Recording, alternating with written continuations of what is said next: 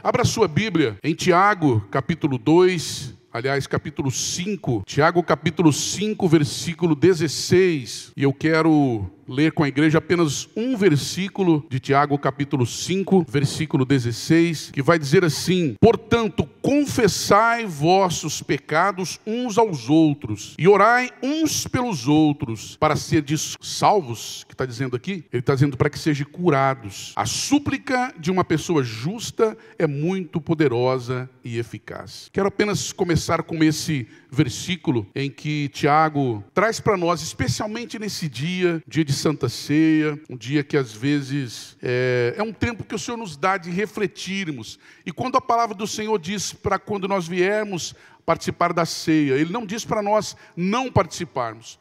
Ele diz para que nós possamos fazer um exame. Ele diz para nós examinarmos de tudo aquilo que existir dentro de nós. A gente colocar diante de Deus, a gente pensar sobre como tem sido a nossa maneira. Ele diz, e daí participe. É assim que o Senhor nos diz. Mas antes de meditarmos sobre essa palavra, sobre esse texto, eu quero trazer uma história para nós. A meditação de uma história que aconteceu, que é algo que aconteceu na nossa história de vida cristã, de vida com Deus, na caminhada do povo de Deus. Eu quero falar um pouquinho sobre a vida dos filhos de Jacó, especialmente começando por ele. Eu não quero ler aqui esse texto todo, porque toda a história está ali em Gênesis 37, você pode acompanhar desde lá de Jacó, quando chegou com seus filhos, a vida de todos eles. E nós vemos Jesus Cristo sendo manifesto, e nós somos, ele é chamado de a descendência, como leão da tribo de Judá. Ele é conhecido como leão da tribo de Judá, que é o filho de Jacó. E eu quero especialmente trazer uma palavra sobre esse personagem, Jacó. Jacó era um dos, Judá era um dos filhos de Jacó. Todo mundo conhece, sabe todos os filhos dele, os nomes deles, enfim, que depois geraram as 12 tribos. E existia ali um filho de Jacó que chamava José, o mais novo, naquele período, que teve uma visão de que ele governaria sobre os seus irmãos, sobre os seus pais, enfim, e foi levantado sobre a família, sobre os seus irmãos, sentimentos pecaminosos, de ódio, de inveja, enfim, vários tipos de sentimentos sobre a vida de cada um deles. Cada um pensava de um jeito, outros pensavam muito mais do que os outros, com sentimentos a mais. Mas enfim, aconteceu um episódio em que eles foram cuidar do rebanho de Jacó, e Jacó um dia manda que então seu filho José vai até os seus irmãos para saber como eles estavam. E no momento em que José vai até os seus irmãos, acontece então o episódio dos seus irmãos tramarem contra ele para matá-lo. Porque estava aceso, estava sobre a mente deles pensamentos de mal, sentimentos de inveja, de rancor, de raiva, enfim, um monte de sentimentos aí. Então decidiram matá-lo, mataram José. Mas um personagem especialmente, que chama-se Judá, disse, não vamos matar ele. Se nós matarmos, nós ficaremos com o sangue dele sobre as nossas mãos. Vamos vendê-lo. E foi então o que aconteceu, venderam José para o Egito. José passou por toda aquela situação, até que então José vira governador, e todos nós conhecemos toda a história, quando os seus irmãos vão, depois ele leva o seu pai também. Mas eu quero especificamente falar sobre esse personagem, Judá. Judá então, com seus irmãos, vendem José para o Egito. Ele vai embora, fazem aquela trama dizendo que ele foi comido por uma fera, pegam a sua túnica, levam para o seu pai, para que o seu pai entenda verdadeiramente que ele foi morto por uma fera. E ficou aquela história. E o tempo se passou, José vai então para o Egito, tudo isso transcorre. Mas e a vida de Judá? Como que foi? Judá volta para sua casa, certamente, com os seus irmãos, mas fica no seu coração e no seu sentimento uma dívida, um pecado escondido. Amados, eu fico imaginando, e nós vamos entendendo na história, que José tinha Judá como um protetor, como um irmão mais velho que o protegia, que ajudava a cuidar dele. Mas agora nós vemos o irmão mais velho que deveria cuidar dele, é aquele que o vendeu. Nós podemos pensar por essa história um monte de situações para que José pudesse chegar a ser governador. Um monte de situações poderia ter acontecido. Mas O propósito de Deus jamais vai deixar de acontecer. Então foi assim. Aí de repente Judá volta para casa, carrega sobre si aquele peso, a sua consciência, às vezes o medo, o arrependimento, tudo aquilo, não fala para ninguém, não conta para ninguém, carrega sobre si aquele fardo, um fardo extremamente pesado. De repente um dia Judá resolve sair da casa do seu pai, e eu fico imaginando, né, nós no nosso dia a dia, quantas vezes acontece isso com a gente, as desilusões da vida, as nossas dificuldades que nós passamos, e a impressão que dá é que a única coisa para resolver é a gente ir embora. Quantos de nós passamos por isso? Parece que a única solução para nós é ir embora, é fugir dos problemas. Só que a grande maioria das vezes nós fugimos do problema e arrumamos outros mais aonde nós vamos. E não foi diferente com Judá. Ele saiu da casa dos seus pais, foi para uma outra terra. Lá então Judá conhece uma mulher, se casa com ela, forma uma família e esquece de tudo. Sim ou não? As coisas ficam piores. A sua mulher, de repente, fica doente, morre. Ele tem 2 filhos, 3 filhos, na verdade. Um filho dele casa com uma moça chamada Tamar. Ali está convivendo com ela. Mas a Bíblia diz que é um menino extremamente... que vive uma vida fora dos caminhos de Deus. E, de repente, morre também o filho dele. Passa um tempo... Ele pega a sua filha, aliás, a sua nora Tamar, entrega para o outro filho, porque era assim que fazia, né? Morria o filho, pegava a nora e entregava para o filho mais novo. Então ele pega Tamar, a sua nora, entrega para o seu filho, o segundo filho, que com o passar do tempo morre também. Aí nós temos aí Judá, que saiu fugindo de um problema, fugindo de um peso, de uma culpa, de um pecado, de um medo, foge da casa do seu pai, vai para uma outra terra, e os problemas se amontoam. De repente ele se depara com uma nora, uma esposa morta, 2 filhos mortos, uma nora sem marido, um filho pequeno. Então ele diz para ela, agora você vai para a casa dos seus pais, até esperar o outro filho crescer. E o tempo passa. De repente a sua nora percebe que ela foi enganada. Judá estava ali, trazendo para si mais um problema. Já não chegava aqueles, e ele traz para si mais um problema, que é abandonar a sua nora. O tempo vai passando, de repente ele, certamente querendo fugir dos problemas mais uma vez, porque os problemas andaram com ele, e lá ele arrumou outros mais. E eu imagino, Judá naquele momento vai buscar então uma alegria, vai buscar contentamento na bebida, nas casas de prostituição, enfim, em outros lugares fora da presença de Deus. E nisso, aquela que era a sua nora, tem uma ideia. Eu não posso ficar aqui sozinha, eu não posso ficar sem marido, eu não posso ficar sem descendência. Então ela arma um plano maravilhoso, mirabolante. Naquele tempo existia uma prostituta que chamava prostitutas cultuais. Eram aquelas que serviam a deuses, que se vestiam daquele jeito, faziam sexo com homens em nome daqueles deuses. E Tamar, naquele momento, então, se transforma em uma prostituta cultual, vai para um lugar onde ela sabia que o seu sogro iria passar, que era Judá, e então ela tem uma relação com ele, com o seu sogro. E acontece o quê? Ela fica grávida de gêmeos. Mas então ele não sabia. No momento, ela fica ali então com alguns materiais dele, o seu cajado, algumas outras coisas que representavam muito seriamente uma família, um homem, um sacerdote, e ela fica com aqueles materiais. E de repente chega até Judá que a sua ex-nora está grávida. Mas imagina, aonde já se viu, e é interessante isso, né? Quantas vezes nós vemos pessoas que estão enterradas na lama, mas quando ele vê alguém errando, ele diz, olha, mas imagina só, você viu lá? E é por isso que a Bíblia diz para nós assim, tire primeiro a trava do seu olho, para poder tirar depois a trava do olho do seu irmão. Aí Judá então diz, olha, ela está grávida, vamos apedrejá-la. Vamos colocar no meio da cidade, todo mundo vai apedrejar para matar ela. Então arma toda aquela situação, de repente Judá está lá, imagina a situação, né? A Judá está lá para ver a sua... Certamente ele estava dizendo assim, olha, graças a Deus, pelo menos de um problema eu vou me livrar. Não livrei da minha culpa por vender meu irmão, não livrei de nada, fiquei correndo dos problemas, mas enfim, agora um problema vai ser resolvido. Porque agora vão revelar que ela está grávida e vão apedrejá-la. E de repente ela diz, o homem pelo qual estou grávida é o homem dono disso daqui. Quem que era? Era Judá. Sempre quando ele achava que ia se livrar de um problema, chegava 2 a mais. Amontoavam os problemas em cima da vida dele. Mas eu entendo, irmãos, eu vejo que naquela hora ele achava que ele estava no fundo do poço e de repente ele olha e falava, ainda tinha mais meio metro esse poço, né? O fundo dele ainda tinha uma lamazinha que foi tirada e eu desci um pouco mais. E de repente Judá resolve, mudar de vida. Certamente, todos nós chegamos no momento da nossa vida que a gente diz, olha, chega. O que mais que tem que acontecer para mim entender que eu preciso ser curado dos males que me acompanham até agora? E quando eu digo isso, irmãos, são pecados na nossa vida que nós carregamos muitas vezes, que nós nem sabemos.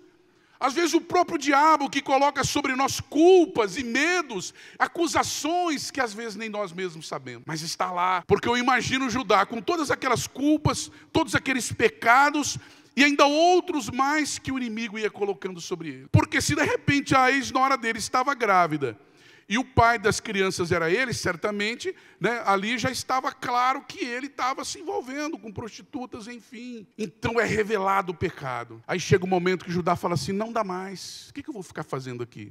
Envergonhado, acabado, destruído, sem ter para onde ir. Certamente passou pela cabeça de Judá dizendo assim, não, agora eu acho que eu vou para outra cidade. Assim como nós fazemos também. Não, eu vou para outro lugar, assim, lá eu vou. Aí de repente ele falou assim, mas não existe lugar melhor do que a casa do meu pai. Eu vou voltar para lá. Eu vou voltar para a casa do meu pai. Lá sim. E foi. Ele começou um caminho de volta. É por isso que a palavra de Deus diz assim, lembra-te de onde caíste, se levante de lá. A grande maioria na nossa vida, coisas que nós fazemos, precisamos voltar aonde caímos e dizer, Senhor, foi aqui que eu errei, o nome do meu pecado é esse, o meu arrependimento é esse. E ele então reconheceu, ele disse, agora eu tenho que voltar para a casa do meu pai. De repente ele volta para a casa do pai dele, leva a sua nora, que agora não é mais nora, é mãe dos seus filhos, que são gêmeos, que vão nascer, e ele chega na casa do pai. Você imagina, meus irmãos, que situação. Agora voltar para a casa do pai, envergonhado, quebrado, sem condição de poder. Porque assim, o homem, nós como homens, nós gostamos às vezes quando saímos, nós voltamos para casa, voltamos com algo novo, coisa nova, um presente, um carro novo, para dizer, olha, ele está bem. Mas ele não, ele voltou só o guidão e o pé de vela, não tinha mais nada. Muito pelo contrário, envergonhado, com a sua nora grávida dele com 2 filhos. Acabado. Mas o seu pai o recebe de volta e diz para ele, vem, vou ajudar a cuidar de você, vou ajudar a cuidar dela, dos filhos que vão nascer. E ele fica ali, começa um caminho de volta. Mas vem aquele período de seca, aquele período de dificuldade, aquele período de luta, período muito difícil que aquele povo viveu. E de repente Judá e os seus irmãos vão para onde? Lá para onde José está governando o Egito. Vão lá pedir ajuda. E eu fico imaginando, eles chegaram lá, não conheciam, certamente, José que os conheceu, viu que eram seus irmãos, mas ficou ali quieto. Eles pegaram os seus mantimentos, voltaram para a sua casa, mas ficou lá um dos irmãos. Quando eles contaram para José que havia Benjamim, um filho mais novo, ele disse, agora eu quero saber como os meus irmãos estão. Se ele ainda é o mesmo. Se eles ainda continuam cometendo os mesmos pecados, os mesmos erros. Nós muitas vezes ouvimos aqui nessa igreja, daqui 10 anos eu quero ver você onde está. Eu guardo isso. E eu carrego isso comigo. Daqui 10 anos eu gostaria de olhar e dizer, como você está? E de repente José certamente olhou para os seus irmãos e falou, agora eu quero saber como eles estão. Como eles estão vivendo, que vida eles estão levando. Então José fica com um dos seus irmãos e diz para os outros, agora vocês vão e tragam o seu irmão mais novo. Inventa lá algumas coisas e tal, e eles voltam então. E aí, para convencer o pai que eles precisavam levar o irmão mais novo. Aí, meus irmãos, aquela culpa começa a ficar tão pesada, porque eles mesmos não cuidaram do outro irmão. Como que eles vão cuidar daquele agora? E o pai deles disse, não, esse mais novo não leva, vocês não levam. Vocês já consumiram com um, vão consumir com o outro. E eles não tinham o que fazer. Insistiram, a comida foi acabando, até que eles tiveram que pegar o seu irmão mais novo e ir novamente para lá. Quando chega, José então coloca algo precioso do governador dentro da mochila do Benjamim, no momento que eles estão indo embora. Então ele é revistado, encontra na mochila dele aquele algo precioso, já algo tramado por José. Então traz Benjamim de volta. E aí José diz para eles, não vão vocês, ele vai ficar. Porque ele roubou o governador, então ele vai ficar, ele não vai. Aí entra novamente o personagem carregando sobre si uma container enorme de peso. Aí ele diz, não faça isso, governador. Me tome no lugar do meu irmão. Eu fico aqui, mas deixa o meu irmão ir embora. Aí nessa hora José reconhece. Ele diz, o meu irmão não é mais aquele. Ele tem começado a reconhecer os seus pecados, os seus erros, as suas atitudes. Porque se não fosse, ele diria, é mais um, fica aí, estamos indo embora. E de repente ele volta, deixa o seu irmão, aliás, volta com os seus irmãos. Mas aí José diz, então agora você vai e traz o seu pai. Eu quero que todos venham.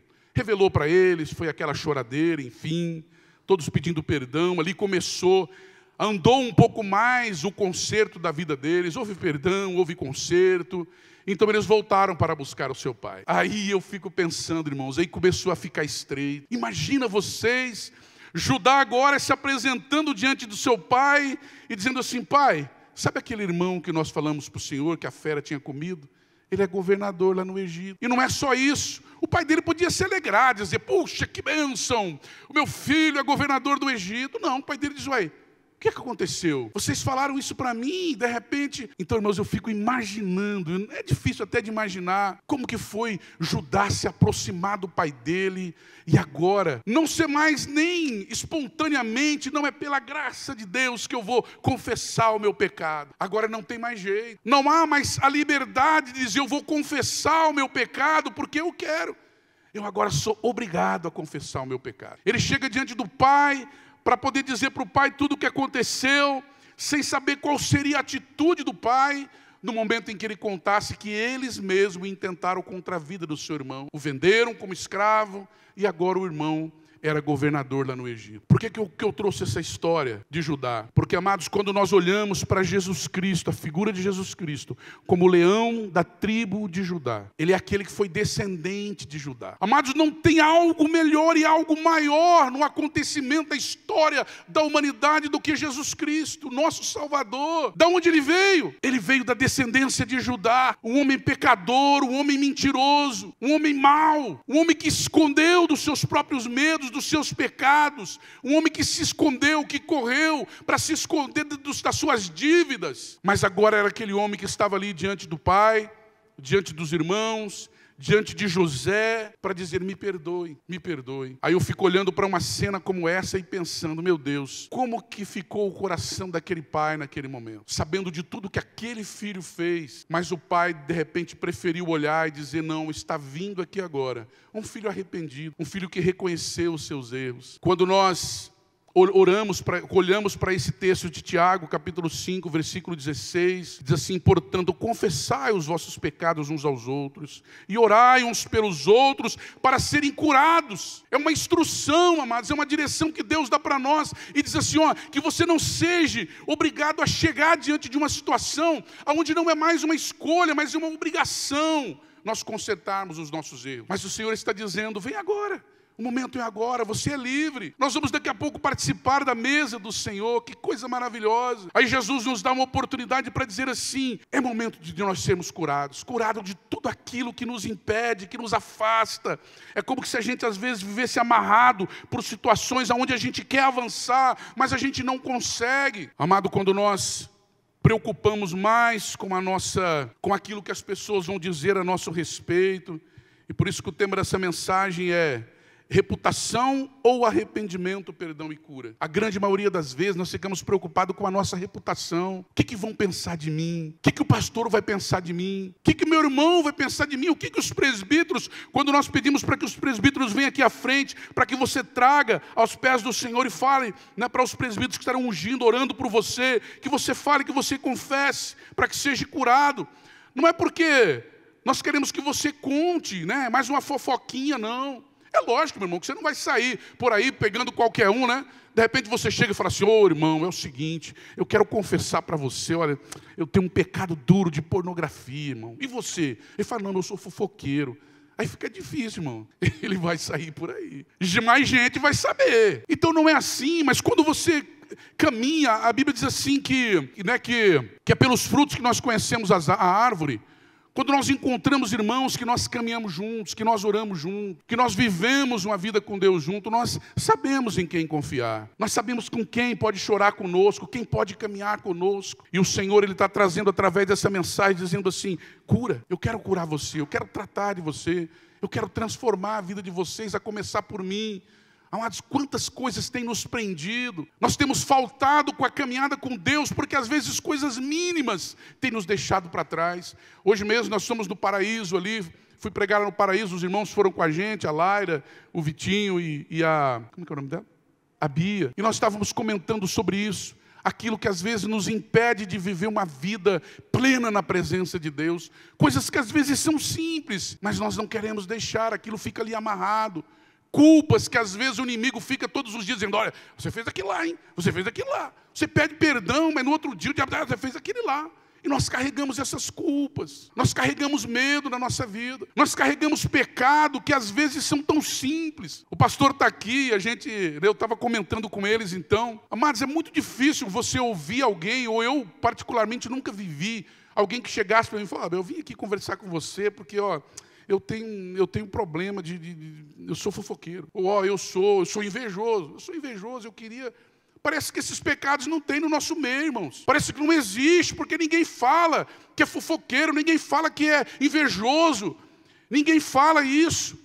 E são pecados que vão ficando, e nós vamos ali, deixando eles quietinhos, porque às vezes é gostoso. Mas o Senhor, Ele nos chama hoje para dizer assim, olha, livra-se de tudo isso. Essa história, ela nos faz refletir sobre aquilo que a Bíblia diz, que um abismo, ela leva a outro abismo. Quando Judá, quanto mais ele caminhava na direção de fugir, mais enterrado no buraco ele ficava. Até que um dia ele decide, ele fala assim, olha, eu não quero mais isso para a minha vida.